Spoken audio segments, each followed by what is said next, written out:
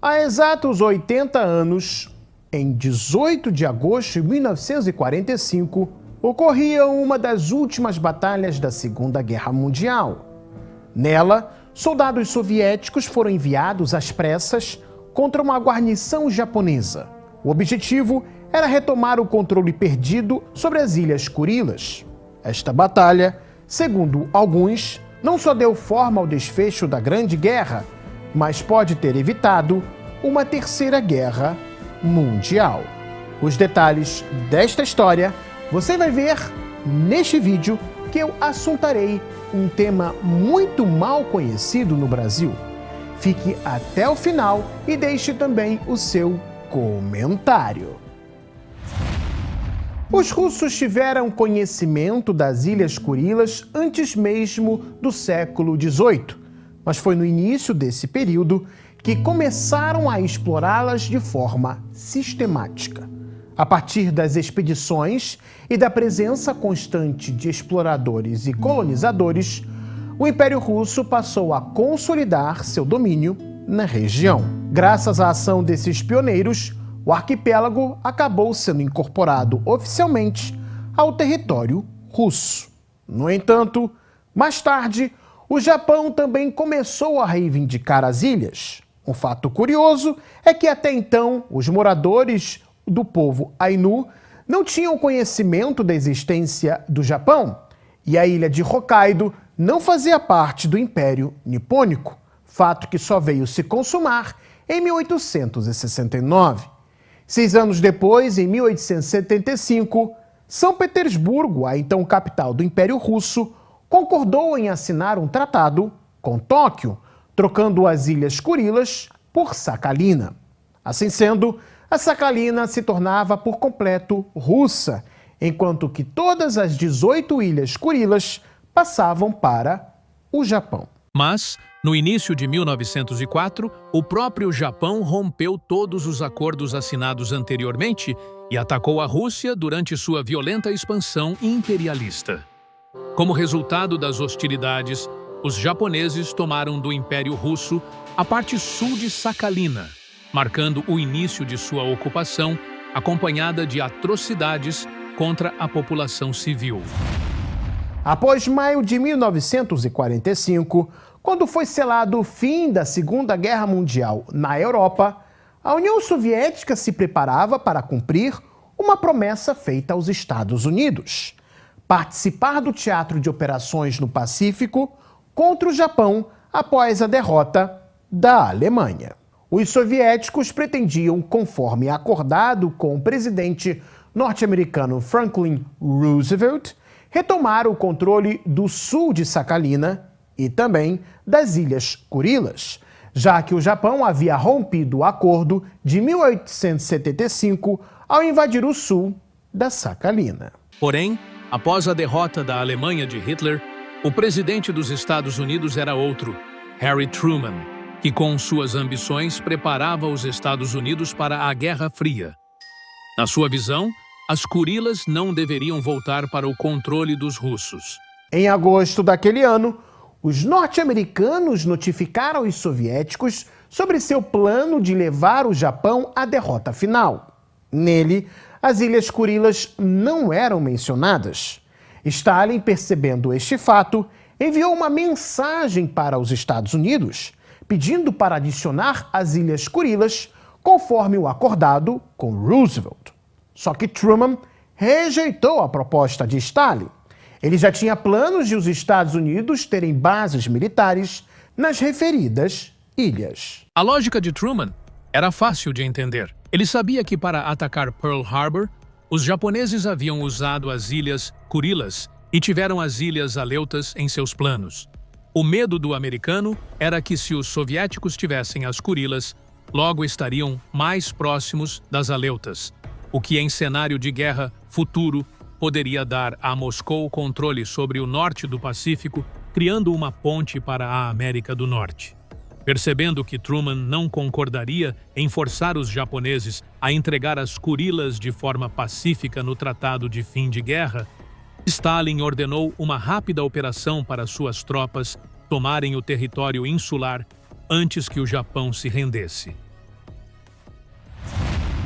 As bombas atômicas já haviam sido lançadas sobre Hiroshima e Nagasaki, e as tropas soviéticas na Manchúria derrotavam de forma decisiva o exército de Kwantung japonês. O imperador Hirohito anunciou a rendição do Japão já em 14 de agosto, mas mesmo depois disso, muitas unidades japonesas, inclusive nas Kurilas, não pensavam em depor as armas. Os comandantes da Operação das Kurilas decidiram iniciá-la com um desembarque surpresa no noroeste da ilha de Chunchu. Essa ilha era o principal ponto de apoio dos japoneses no norte do arquipélago. Ali se localizava a base naval de Kataoka. Chunchu era um alvo difícil. O inimigo dispunha de uma brigada de infantaria, dezenas de tanques, um regimento de defesa antiaérea e outras unidades. Uma forte guarnição também estava estacionada na ilha vizinha de Paramushir. Ao todo, os japoneses concentraram no arquipélago mais de 80 mil soldados e oficiais, além de terem construído 9 aeródromos e pistas de pouso com capacidade total de até 600 aviões. Só em Chunchu havia 80 tanques e um sistema defensivo na costa da ilha formado por casamatas, bunkers e outras fortificações. A natureza também estava no lado dos japoneses. Os nevoeiros frequentes, água gelada, fortes correntes. O desembarque das tropas não seria fácil, com grande risco de suas embarcações ficarem encalhadas pelas rochas marítimas no litoral e o desafio imposto pela grande quantidade de algas. Estava claro que os fuzileiros soviéticos teriam de enfrentar uma resistência fanática, conquistar posições fortificadas e repelir contra-ataques de tanques. A própria operação começou em 18 de agosto de 1945, às 2 horas e 35 minutos da madrugada, quando a bateria costeira número 945, localizada no Cabo Lapatka, em Kamchatka, abriu fogo contra as posições japonesas em Chunchu. Esse bombardeio não foi o primeiro, por isso os japoneses inicialmente não lhe deram muita importância. Além disso, o mar estava coberto por neblina e, por isso, os observadores japoneses não notaram de imediato as numerosas embarcações de desembarque soviéticas que se dirigiam a Chunchu. Os japoneses também tinham radares, mas eles eram fracos e imperfeitos. Quando detectaram os transportes que se aproximavam, decidiram que se tratava de navios americanos vindos de algum lugar de Kamchatka. A manobra de desembarque em direção a Chunchu permaneceu despercebida. Quando os fuzileiros soviéticos desembarcaram, os japoneses foram pegos de surpresa. A guarnição dormia. As trincheiras estavam vazias. A resistência organizada só começou 1 hora depois, quando as unidades avançadas soviéticas já haviam penetrado por pelo menos 2 quilômetros na ilha. Às 6h30 da manhã, começou o desembarque das forças principais do 138º Regimento. Nesse momento, os japoneses já haviam se recuperado. 2 de suas baterias abriram fogo cerrado contra os navios que se aproximavam. Para as tropas soviéticas, seguiram-se momentos difíceis. O inimigo resistia de forma desesperada, mas os soldados soviéticos também demonstravam feitos de heroísmo extraordinário. Os combates em Chunchu continuaram até 23 de agosto, quando o comandante japonês nas Kurilas do Norte, o general de exército Fusaki Tsutsumi, compreendendo a situação desesperadora, capitulou.